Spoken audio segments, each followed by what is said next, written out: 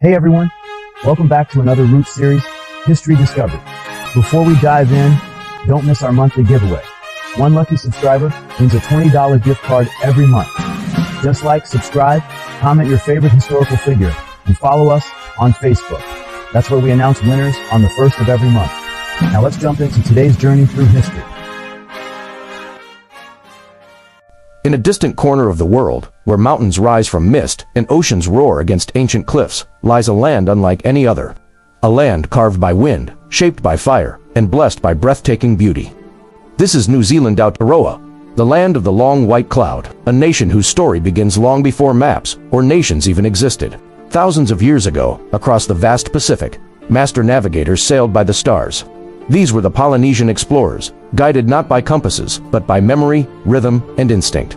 In great waka canoes, they crossed oceans larger than continents, searching for the unknown. And when they reached these shores rugged, wild, and full of life, they became the Mbori, the first people of tribes, or Iwai flourished. From the Ganpai in the north to Gigi Tahu in the south, each Iwai carried its own traditions, songs, and Wako Papatha, sacred thread of ancestry. Their world was woven together by mana or spiritual authority, Tapper, the sacred law, and Wanagatanga, kinship. Legends told of Mui, the mischievous demigod who fished the North Island from the sea, and of Papatrunaku and Ranjanui, the Earth Mother and Sky Father, whose love shaped the land.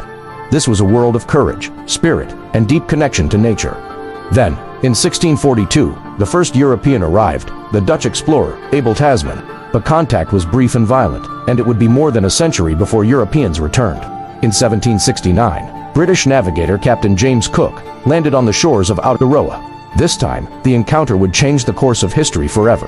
Trade began. New technologies arrived. But so did new dangers, disease, muskets, and competing interests that shifted the delicate balance between Iwai. By the early 19th century, waves of whalers, missionaries, and settlers arrived. With them came both cooperation and conflict. And soon, the Mbori world stood at a crossroads.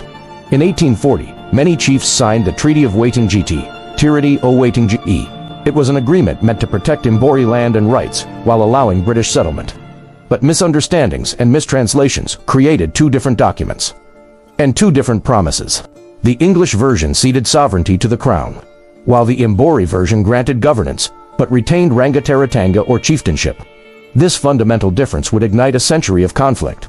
As settlers poured in, land disputes erupted. Stop. If you're still enjoying this video, take a second to like, subscribe, and ring that bell. It really helps us bring more history to life. And hey, if you don't, Genghis Khan might just come looking for you. But seriously, your support and our amazing sponsor Tech Essentials keep this channel running strong. Plus, every month, one lucky subscriber wins a £20 Tech Essentials gift card. So hit that button, check them out, and let's keep exploring the roots of the world together. The New Zealand Wars of the 1860s scarred the land.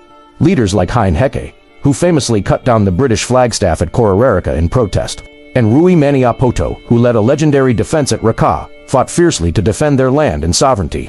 Figures like Te Kuti Ariki Arengi, Te Truki, a complex prophet and warrior, also rose, resisting foreign control with unwavering resolve. Following the wars, vast tracts of Mbori land were confiscated, leaving wounds that would last for generations. Yet, even through immense hardship, Mbori identity endured.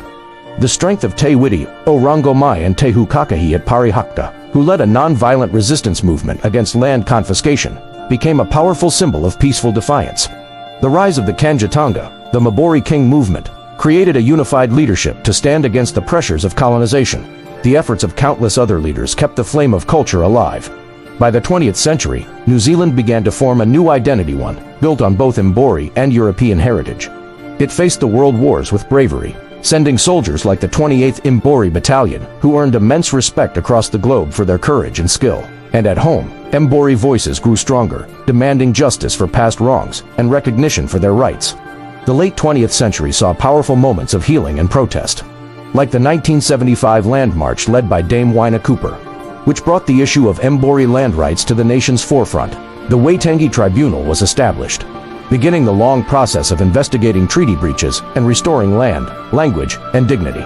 The revival of Te Reo Mori, the flourishing of Kapahapka, and the resurgence of traditional carving brought ancient traditions roaring back into a new age.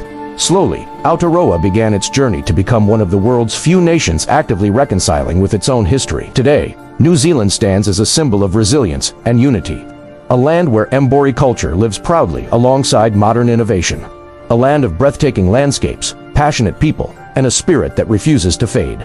From the waka of the first Polynesian explorers, to the signing at Waitangi, to the voices rising for justice and recognition, the story of New Zealand is the story of two worlds becoming one, not without pain, not without struggle, but with hope guiding every step. Because in Aotearoa, the roots run deeper than the forests, deeper than the mountains, deeper than the sea itself. They run through every heartbeat of its people, Mbori and Peak, united by history, resilience, and a shared future. If you enjoyed this journey through time, don't forget to like, subscribe, and ring the bell. We explore the roots of a new nation every day. And remember, one lucky subscriber wins a $20 Tech Essentials gift card each month. Join us again as we uncover the story of another nation, one chapter at a time. For all your must-have gadgets and accessories, make sure to check out Tech Essentials.